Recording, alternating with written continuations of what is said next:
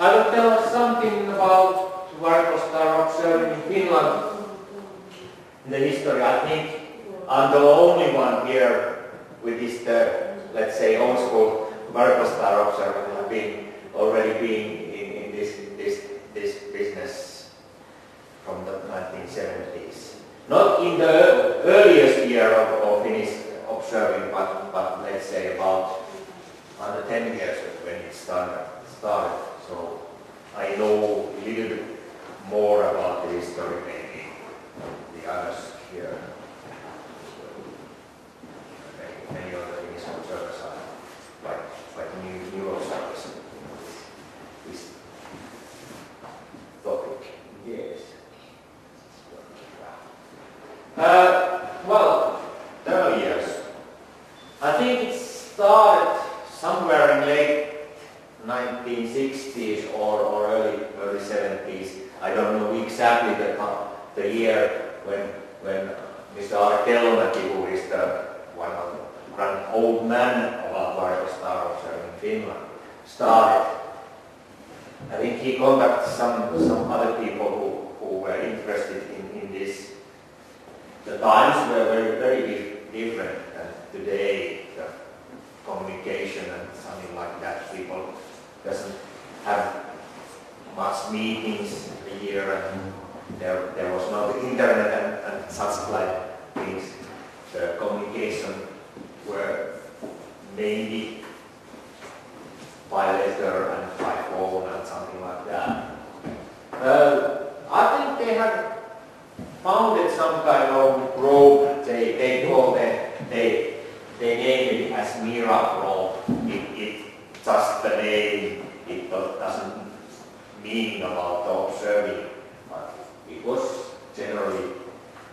people generally interested in Varkostar observing at all. Well, in 1970s, then mainly Helsinki wrote some articles to our national magazine about Varkostar observing, and let's say he tried to inspire people to this kind of things. I think there was some kind of newsletter, small paper letters which sent by mail to some people. Not very organized in the early 70s. If I remember correctly, the official founding of the Varkostar section was there somewhere in 1976. Of course, it had been already quite light official, but I think Ursa founded all the first sections somewhere in mid-70s. So it's official there, but I think the work and cooperation was running already in this time very fast. So it was also the time when I started. There was quite good general article in our Tähdet ja Avaruus magazine. So I started in the autumn 1976. I think I came first in my observations. Yeah, that's it. Then when we're talking about Finnish Varkostar observing, we can't bypass the Scandinavian aspect of the work, because it was quite mainly Scandinavian cooperation. Exactly, we just not publish and collect the observations as Ursa section, but Varkostar section of Scandinavian Union of Amateur Astronauts. Scandinavian Union of Amateur Astronauts was a kind of mainly Swedish society, but there was members from Norway, Sweden. But the other activities I know not much about. They have an official society, and meetings and such like that. But the variable star section was quite independent work in the society. So the variable star section was already founded a few years earlier than Ursa section, but I think Kellomäki and his friends, variable star hobbyists in Finland, were a member of this EuroVS already when they get their own section. Well, what this EuroVS has done, so it was annual observational reports. They have regular meetings, sometimes in all these Nordic countries, or except Denmark. It was mainly business of Finland, Sweden, and Norway.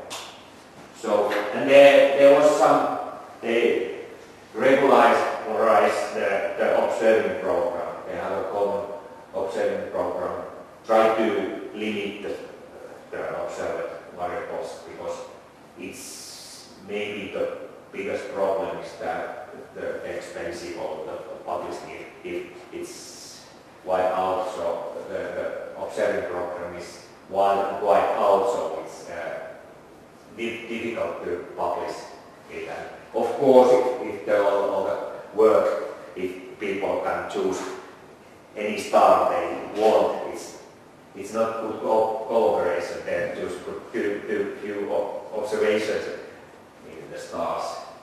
So common observation programs keeps the quality of the number of observations per star better. Okay. Well, the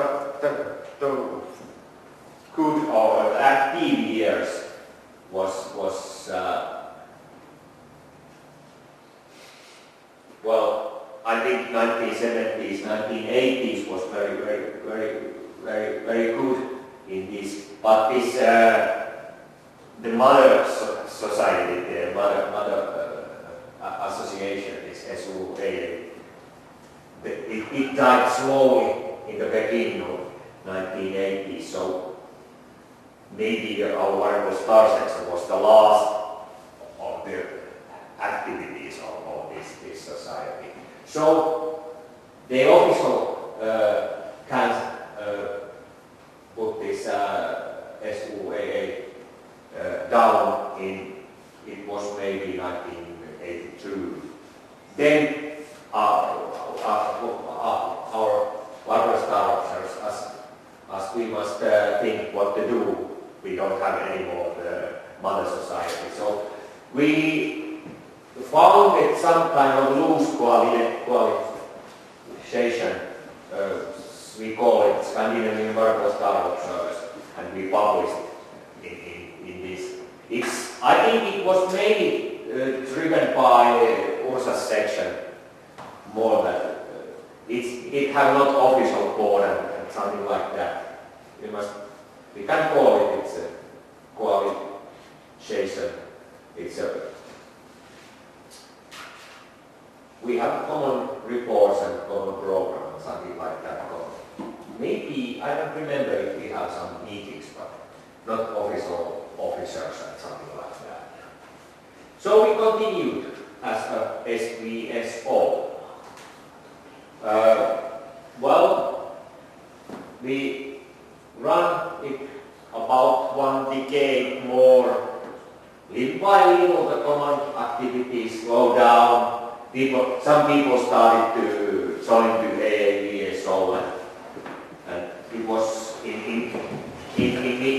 somewhere in mid-90s. It was already very difficult to collect all the observations. Of course, Ursa's section was running there quite well then, but it was not easy to anymore get Swedish or Norwegian observers to report their results to our report. So the last, our annual observational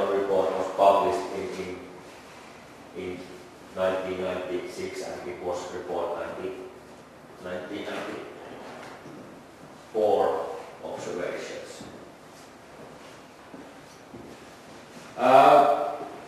Well, that was the history, but let's go a little bit back on the observational program. EuroVS and SVSO, as I say, we have a common observational program. Mainly there was pulsating variables, mirror stars, SR stars, eruptive, such kind of dark nova and nova, something like these. Or well, we can call, of course, as a cataclysmic stars, but such kind of stars. They were very popular, some irregular stuff, young stars, old stars, these classes A and L, variable classes. But no, we have no these kind of white regular, no cafes, no eclipsing binaries, were not included in our program. That was the kind of policy we had observed. Well, from already in the late 1970s, we divided our programs to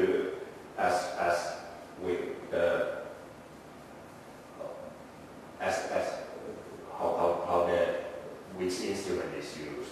We have a binocular and telescopic programs. And it's a little bit practical things to divide it to telescopic variables and binocular variables. We have both reports. Then the maps. I have some examples for here. So I don't use anymore these maps, but I have my own map folder there, so I can. And I think if you can update these maps with current magnitude values for the comparison stars, and when you do that, these maps are actually quite nice to use. Yeah, I don't know. Yeah, they use the sequence. Show some examples here. There's both sides. There's first is in the binocular variable star charts, and then there is this telescopic. And so please return after. So yeah, they were self-drawn map series. We used some mainly EuroVS and these French sequences, but I think there was some BAA maps also as the copied to these sequence stars. I think these in early times is one of the biggest challenges to find suitable and enough accurate sequence stars for I think for even the bright, but especially for the dim faint variables. So I think there's some variables where Mr. Kellomäki made some kind of small self-made photometry to make some sequences for the very faint stars and sequence. But okay, I was drawn about some of these binocular variable stars. Of course, you know that because the computers was not very common this time. The handmade maps was very important for observing. I think this yellow line not printed there. I have used mark my map. So okay. Well, then it's one of the main things in our observing is that when we observed, we of course published them. Nowadays we use, of course, the computer databases and something like that is used, but in early times it was very, very important to publish the results as some kind of publications. And the report, it was, there's observational reports over 22 years of these. The early things, I think 1972 and the first report was post-published somewhere in the mid-70s. But after that it came every year, some months after we have the season is ready, so it came quite fast after. Maybe half a year was the longest time to when in the best years the results. Okay, these are of course plenty of numbers, not much maybe, but I think for people it was very, very important to see. Nowadays you can check from the internet how others are seeing some variations, but in early times it was nice to later check and draw an old light curves and something like that. I put here, there is some examples on the reports. There is the last one in the bottom. There is some. It's a quite huge number of observational history. First, it was observed. It's published once a year. There was not so much observations, but in end of 70s, the number of observations increased lots, and the report was divided first half yearly. It was two report series a year. Then we divided into so-called A and B series, it meaning telescopic and binocular variables. That was, I think, one reason, as I said earlier, why we have two programs. It was just that we divided because we must divide the reports. It's maybe it's publishing techniques and something like that. In the most active years, the A report must be divided into two parts. The whole setting and eruptive stuff. But then the number of observations decreased. We return it again for the two A and B reports twice a year. And then again in the last years we just have one general report. But it's a little bit thicker. They found a good printing techniques or printing techniques for so they are the bigger so. From 1984 we started also publish report C, which have some kind of statistics and analysis. There was the numbers of observations and some. I don't remember there was light curves, but there was these, for example, for what it was, I think, slowly variable stars. There was this 10-day means tabulated in these reports. I don't remember, but there is one example about this new report. And these last ones have also some statistics also. Do you know if they have been scanned without an electronic form? Well, I can later. I think you remember. I don't remember. Yeah.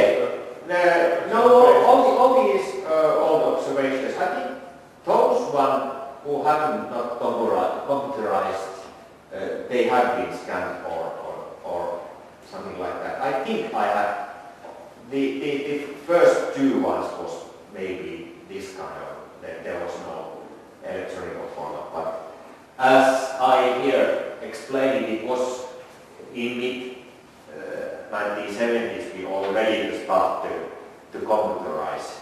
We started to put them into computer electronic form. It was firstly so that I don't have example about. We have such kind of observing report form, paper form where it's the observers fill in. It was quite looking like a little bit complicated, but if understanding how they are transferred to computer, it's understandable that there was very accurate all the codes and the numbers in boxes. So because they were transferred to Panzer cars. Do you know about the Panzer cars? It was this Reagan thing. And I think it was quite awful. Who knows about the history of computation, so it still will be easy to know. But we have very helpful person, Mr. Olli Forsström. He was working in the Nokia Electronics Service Bureau. This time Nokia was not the company of cell phones, but there was also other things, the computers and something like that. But we can get, maybe, I think we have some kind of funding about also that we can use Nokia's bureau a lot. Because I think there was people who write this, and maybe some people there in Nokia write this from these forums to the concept cars. And then they, of course, when we have this data in computer, they were sorted and printed as a reports. They are not, I think they were not stored in any magnetic tapes or something like that. I think in many years there was plenty of boxes of these Panzer cars. So in the 1980s, when the activities may be the highest in Scandinavian growth, the increasing of number of observations, and of course Mr. Forsström has some personal reasons, we can't get any more Nokia support, so we must find some solution. First we started with the binocular variables. I was one of the programmer to make some kind of collecting system. Firstly in very popular home computers, Commodore computers, then CP, and finally MS-DOS based recording system. So we started from somewhere in the 1980s till the end of mid-90s. So we recorded the microcomputer based.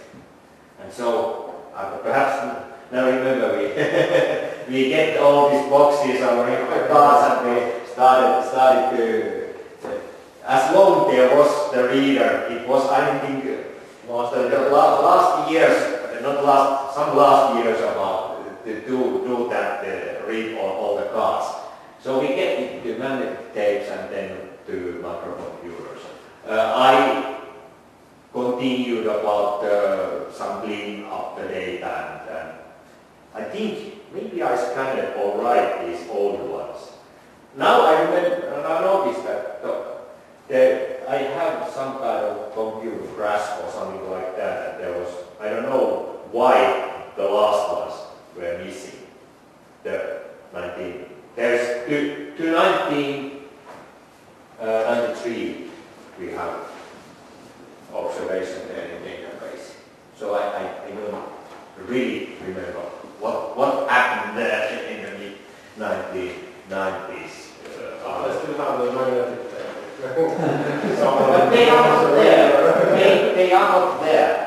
because it perhaps so that because they was not in a magnetic tapes, they were old ones. They were in the microcomputer, maybe diskettes or hard disks or something. So if you have some, maybe I don't know. I don't understand why don't I have any backups, but for all the mid 90s was quite fuzzy years because all this very active section collapsed for several years, so maybe there's some problems here.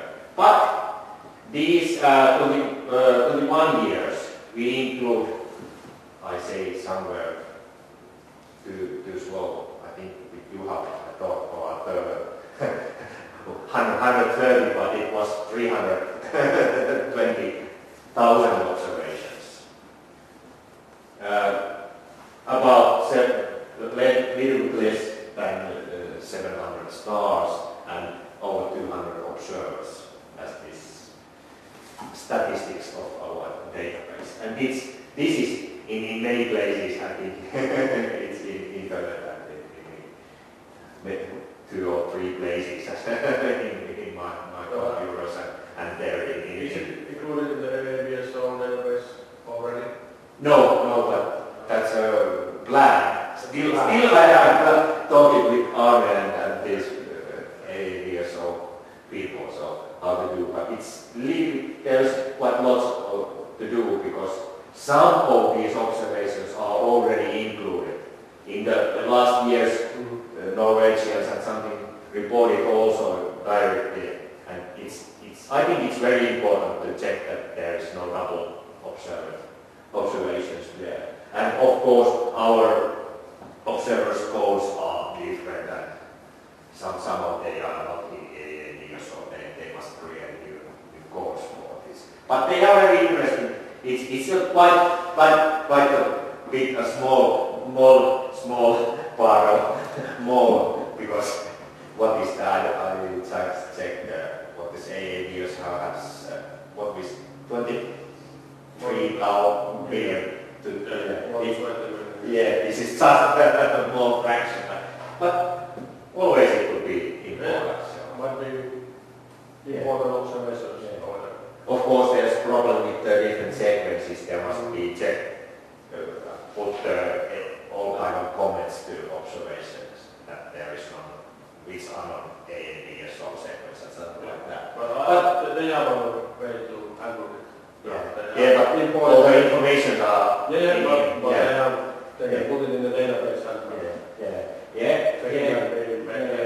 and must talk about this, and they are still interested in something to have to do with them for the last year.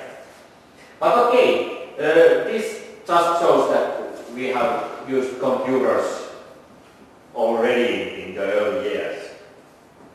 It was very, very nice because it would be a huge work if they are just manually collected and something like that. I think the report should be not possible if it's just sorted and tabulated. Okay, something I have talked very much about Scandinavian activities, but well, something about just the Finnish activities, national activities. In early years there was this Mira newsletter. It's just few paper, A4 paper, and send it by mail for the selected observers.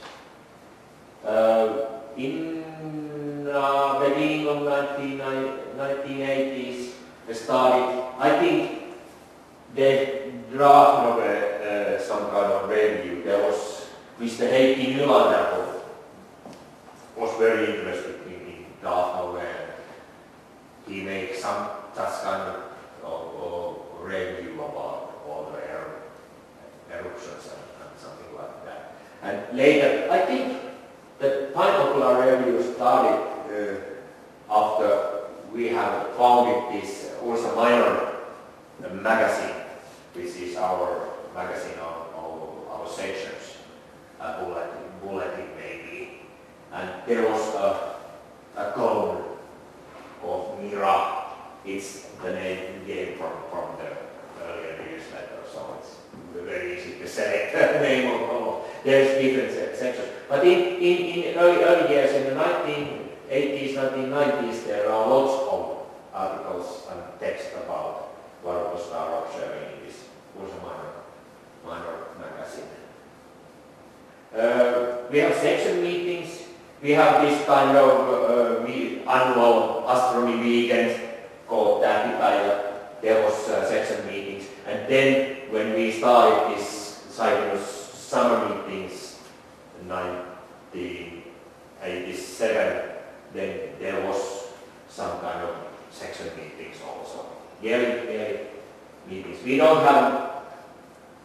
I think we didn't have any special variable star meetings because we have about twice a year possible to meet. It was before the internet time.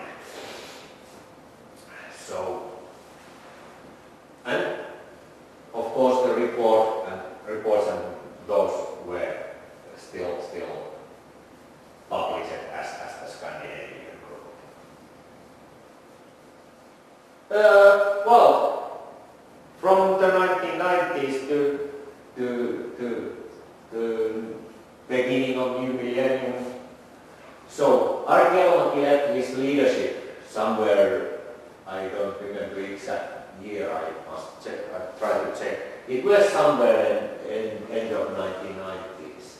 And because he was a real grand old man, I think it was quite big boots to, to someone else to step on the leadership. So the activity decreased for the several years. There was some leaders, Timo Kinnunen and some like that, but as I say, the end of 1990s was quite was years after history, and also I have some other activities there. So it was a little bit pity we don't have continuation because variable stars have been one of the oldest sections and one of the oldest organized observing activity in Ursa. So, but it's not dead yet, so we have a different kind of forms today. There was, of course, no more Scandinavian cooperation, no more any more this report, so there was just a handful, few people who started. Maybe some of them have reported directly to AAB or so. I tried to check my activities. Maybe there's I have started to report my observations to AAB or so in what is 2000 maybe was my first one. So there was maybe some few years. There was not many observations. Okay, we must talk that this variable star stuff have never been there. So we have had lots of other sections which have much more observer stuff. I think VSS was very organized. I think it's due to Kelmaki's work. He was very charismatic and very active in this. But, well, the new millennium, the late years, it was maybe somewhere in the mid-20s, the 2000s, or maybe the end of it. Let's say about 10 years ago, some active observers started to again communicate it. Now we have more facilities electronic facilities to communicate. We have mailing list and something like that. We have not section anymore, but we have a little bit looser organization we call interest group. And nowadays Arto is one of the contact persons. One is Mika Lostanen, who couldn't come this weekend. He had some personal reasons to So it's maybe the activities now, they are more individual interest of special things and than the very common organized. There are CCD observers, there are binocular observers, telescopic observers. All these have all programs and all interested stars. So, and of course, very important thing is that EuroVS is important thing, and these professional amateur contacts, they are much more much more important than the earlier years. And so maybe I think maybe many observers reporting directly to EuroVS, and or Mr. Uloskarin have own website, so-called semi-regular common. Some people, I think, made Mika himself observers there, but of course he put also his observations directly. Everyone sends the observations to so Yeah. nowadays. It was nice to try to make some, but it was outside the EuroVS. It was working some people there, I think in some, for example, this Epsilon Aurigate project, some people put only observations there. So. But okay, we are working this way now. We are a little bit loose group, but it has some kind of status in Ursa, so yeah. Still we have mailing list and some kind of web pages or something like that, but we are directed to outside, to the EuroVS or more. It's more or less to just give information about international things to the Finnish observers. Yes, that was not very short, but to come back the summary of the Finnish and Scandinavian.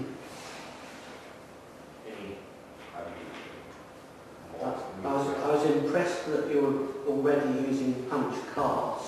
Yeah. I think it was quite modern things in the 1970s to use computers to solar observations. Well, I can remember, I think it was the IBM System 36. Okay. I think that was the, it had a core size of 36 kilobytes. Yeah. In 1970s, the microcomputers was not very common, so it was not the time to start with such kind of things. But I don't know. We are just lucky that we have this all data now saved, except this 1 year. So I don't know what is happening. Must sometimes check before this goes. Yeah, I thank you and well. Coffee and snacks. How long is our Kello in this moment and make his observers yet? No.